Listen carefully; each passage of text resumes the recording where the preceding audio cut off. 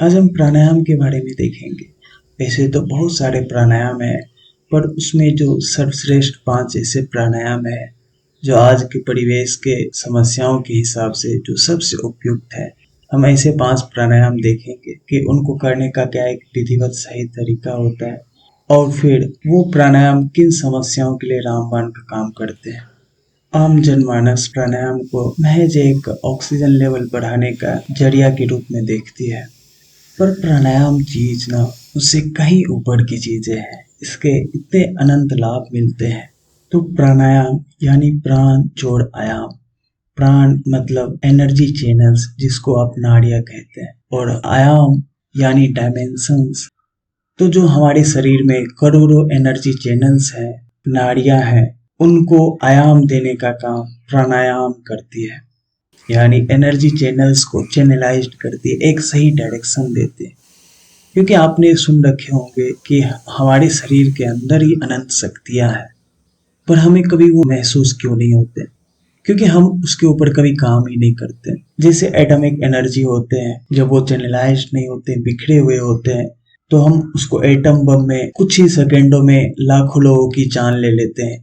पर जब उसको कंट्रोल वे में यूज करते हैं, एक सही दिशा देते हैं, एक आयाम देते हैं, तो हम उसको न्यूक्लियर रिएक्टर पावर प्लांट में यूज करके लाखों लोगों के घरों में बिजलियां पहुंचाते हैं।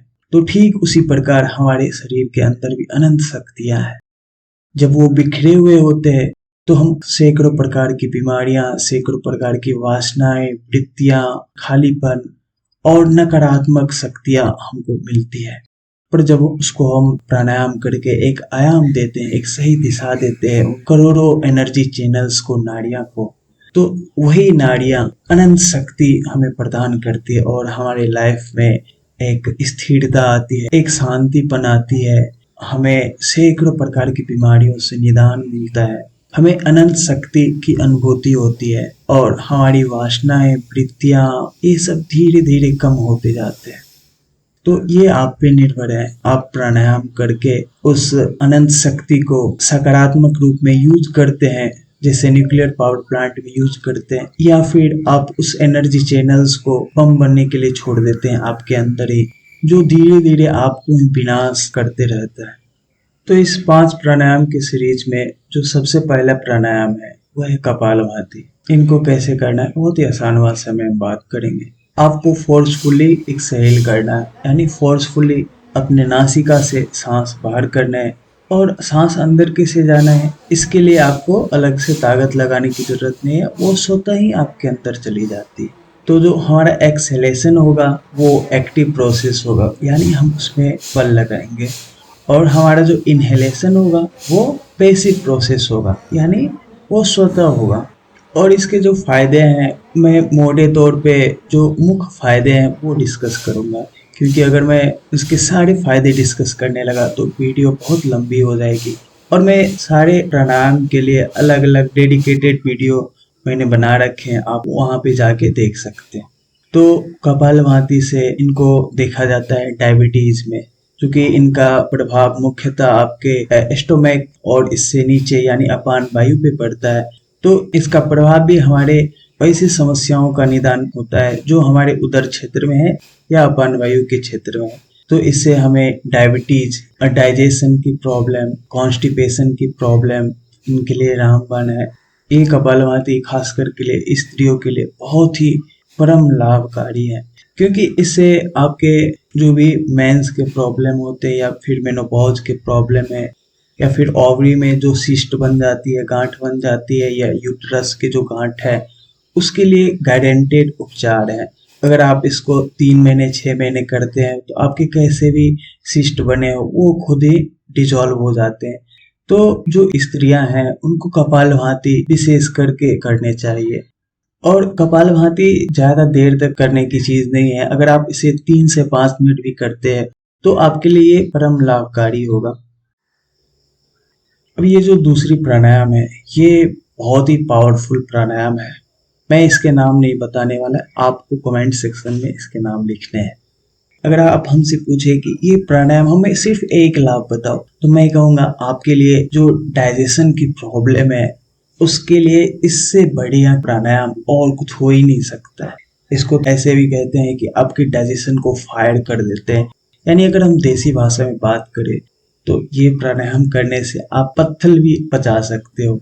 आपकी डाइजेशन इतनी पावरफुल हो जाती है, क्योंकि इससे आपके जो भी डाइजेस्टिव ऑर्गन है उस पर डायरेक्ट असर पड़ता है।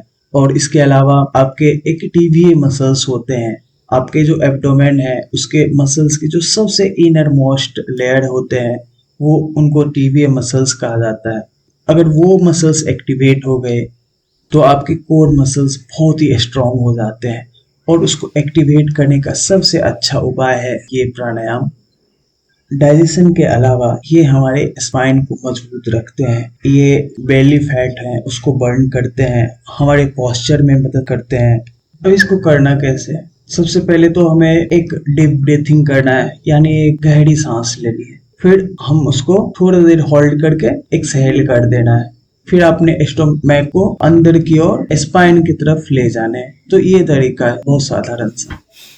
उसके बाद हमारा जो तीसरा प्राणायाम है वो है भस्त्रिका प्राणायाम। इनको ब्रेथ ऑफ फायर कहते हैं, क्योंकि अगर आप वाकई में 1-2 मिनट भी भस्त्रिका प्राणायाम करते हो तो आपको ऐसा महसूस होगा कि आपके नासिका में आग सी लग गई है। ये वाकई बहुत पावरफुल प्राणायाम होता है। इसीलिए जिनको हाई बीपी के प्रॉब्लम है या फिर हार्ट के प्रॉब्लम है वो इन प्राणायाम को बिल्कुल अवॉइड कर सकते हैं, या फिर अगर चाहे तो बहुत धीमी गति से कर सकते हैं। और इन प्राणायाम को करना बहुत ही आसान है। आपको फोर्सफुली एयर ब्रेथ इन करना है और फोर्सफुली ही एयर ब्रेथ आउट करना है। यानी इनहेलेशन भी आप फोर्सफुली लोगे और एक्सहेलेशन भी फोर्सफुली करोगे। तो ये बहुत ही आसान है। अब इसके लाभ के बारे में अगर हम देखें तो अगर आप स्टूडेंट्स हैं तो आपको बिल्कुल जरूर से जरूर ये प्राणायाम करने चाहिए, क्योंकि इससे ब्रेन मेमोरी ये बहुत ही शार्प हो जाते हैं और आपकी बॉडी से 5 मिनट करने से फुल्ली चार्ज अप हो जाती है। क्योंकि हम नॉर्मल ब्रीदिंग में 500 ml सिर्फ 500 ml ऑक्सीजन इनटेक करते हैं, जबकि भस्त्रिका प्राणायाम करने में जो कि फोर्सफुली ब्रीदिंग होता है इसमें आपको 5000 से 10,000 ml ऑक्सीजन आप इनटेक करते हो। और फिर जब वो ऑक्सीजन आपके ब्लड में जाते हैं आपकी कंसंट्रेशन, आपकी मेमोरी गजब के शार्प हो जाते हैं। इसके अलावा भस्त्रिका प्राणायाम हमारे लंग्स के लिए बहुत ही परम लाभकारी है। इससे बेहतर लंग्स के लिए कोई प्राणायाम नहीं हो सकता है। इसीलिए ये अस्थमा, कफ, एलर्जी इन सब को जड़ से खत्म कर देता है। अब हमारा जो चौथा प्राणायाम है वो है अनुलोम विलोम। ये प्राणायाम बहुत सारे लोग गलत तरीके से करते हैं। इसमें आपको क्या करना है, सबसे पहले तो आप बाईं नासिका से इसको शुरू करो। यानी बाईं नासिका से हम पहले सांस ले, फिर अपने अंदर होल्ड करें और फिर दाईं नासिका से आपको एक्सहेल करना है। और फिर दूसरी बात आती है कि हम किस रेशियो में इनहेल करें, होल्ड करें और फिर एक्सहेल करें। तो इसका जो रेशियो है जो शास्त्रों में वर्णित है वो ये है कि 1:4:2। यानी आप जितने वक्त में इनहेल करते हैं उसे 4 गुने वक्त उसको अंदर रखें और फिर 2 गुने वक्त में बाहर करें। यानी अगर आप 2 सेकेंड में इनहेल करते हैं तो आपको 8 सेकेंड अंदर होल्ड करके रखने हैं और 4 सेकेंड में धीरे से आपको बाहर करना है। तो आप बाईं नासिका से इनहेल करें, होल्ड करें और फिर दाएं से एक्सहेल करें, फिर दाएं से आप इनहेल करें, होल्ड करें और फिर बाएं से एक्सहेल करें।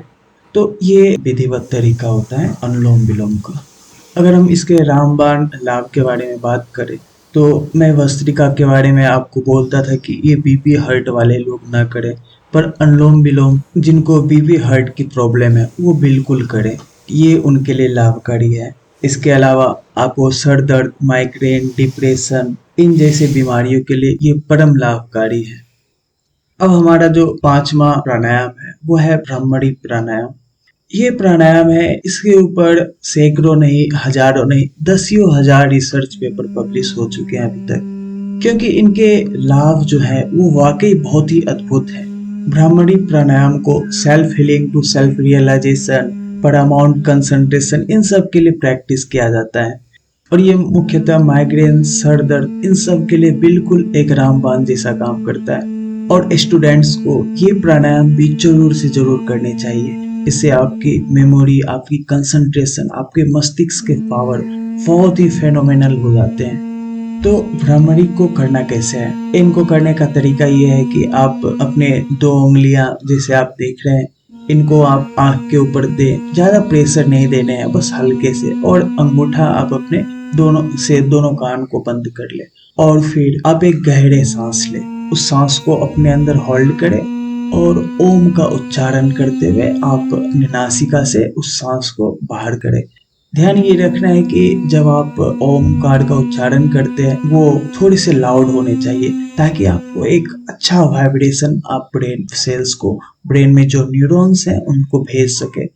ये कुछ ऐसा हो जाता है कि आपके जो ब्रेन के न्यूरॉन्स हैं, ये भ्रामरी प्राणायाम करने से उसके एक मसाज हो जाते हैं और आपके ब्रेन के लिए बहुत ही ज्यादा फायदेमंद है। तो ये थे हमारे 5 प्राणायाम के सीरीज। वैसे हर किसी के लिए अलग अलग वक्त है कि कितना देर तक करने चाहिए, पर आप नॉर्मली सबको 5 मिनट कर सकते हैं। पर प्राणायाम के बारे में एक आखिरी और सबसे महत्वपूर्ण बात यह है कि आप जब भी प्राणायाम करें तो आप सात्विक भाव से प्राणायाम करें, यानी आपका चित्त मन दोनों ही बहुत ही शांत होने चाहिए, तो आपको जाके प्राणायाम के विशेष लाभ देखने को मिलेंगे। इसके अलावा अगर आप चाहे, जो मैं अपने रूटीन में फॉलो करता हूँ, तो ये है कि ये 5 प्राणायाम के बाद मैं ध्यान करता हूँ। तो आप चाहे तो ध्यान भी कर सकते हैं, इसके भी अनंत लाभ है। मैंने इसके ऊपर भी एक डेडिकेटेड वीडियो बना रखा है कि ध्यान कैसे करना है। और सबसे अंत में आपको ये प्राणायाम तो बिल्कुल ही करना है, शवासन प्राणायाम। इसमें कुछ नहीं करना है, आपके बॉडी को जैसे एक फुल्ली रेस्ट मिलता है उस स्थिति में आप लेट जाए और मन को भी एकदम से शांत रखें। तो इससे क्या होगा, आप जितने भी प्राणायाम किए हैं, आसन किए हैं, उसके लाभ आपके शरीर में एक अवस्थित हो जाएंगे। तो ये सारे प्राणायाम के अंत में आपको जरूर से जरूर करने चाहिए। आप इसको बोनस प्राणायाम के तरह ले सकते हो कि ये 5 प्राणायाम के बाद आपको ध्यान करना है और फिर अंत में शवासन प्राणायाम भी करना है। इसके अलावा प्राणायाम के और भी आध्यात्मिक लाभ होते हैं। हमारे जो एनर्जी चैनल्स हैं उसके डिटॉक्सिफिकेशंस होते हैं, जो मैंने यहाँ पे डिस्कस नहीं किया है। उसके लिए मैं जब अलग डेडिकेटेड वीडियो बनाता हूँ, या और फिर मैंने बहुत सारे बना रखे हैं, तो उसमें आपको इसके जो अतिरिक्त लाभ होते हैं प्राणायाम के, वो आपको बिल्कुल मिल जाएंगे।